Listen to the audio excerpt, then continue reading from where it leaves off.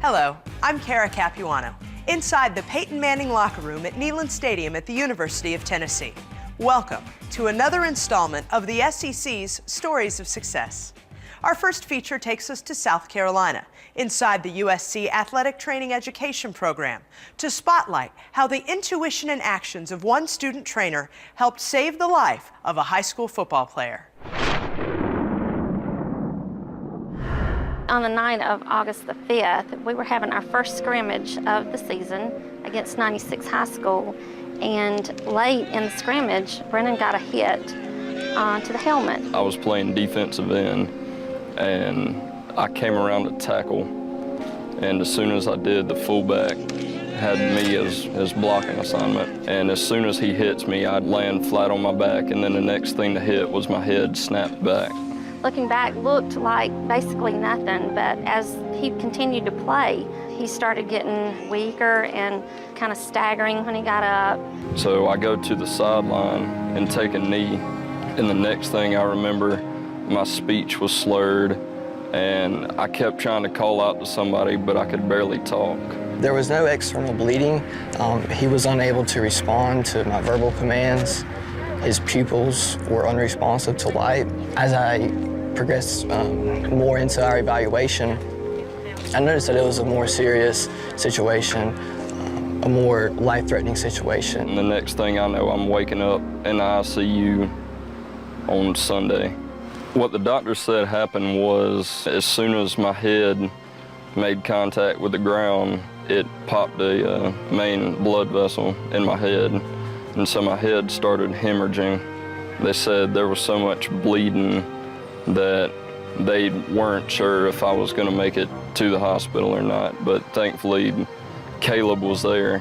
When you think about it, some schools don't have programs where they have a trainer come out. Without the program and without Caleb being here, then I wouldn't be here. Schooling has definitely prepared us athletic trainers for situations like, for instance, what happened on August 5th. We're taught what to do, when to do, how to do it.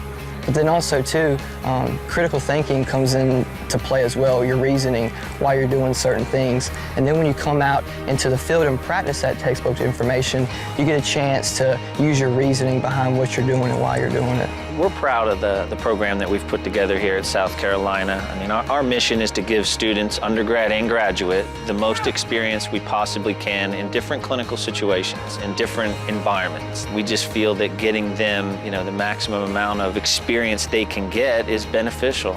We're excited about that. We have a few lecture classes, but mainly it's things like this. So you're really working every day when you come in here, doing your hands-on special tests, everything that you need to learn. Here at USC, we have so many opportunities to do different things.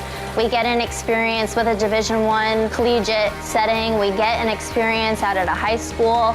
We have the clinic setting, working with our orthopedic surgeons and our doctors, and even see general medical doctors in passing as well and work a little bit with them. USC definitely gives us all of those options for us to make a decision and kind of narrow down what we want to do in the future after we leave here.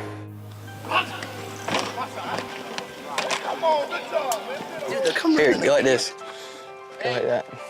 There you go. Had we not had that here at Mid-Carolina, and the Newberry County School District had not continued this program, for us, it was the difference between life and death for my son. As far as the USC program, I think a lot more schools need to have it, and a lot more high schools need to have a trainer. That allowed me to be able to stand here and talk to you right now.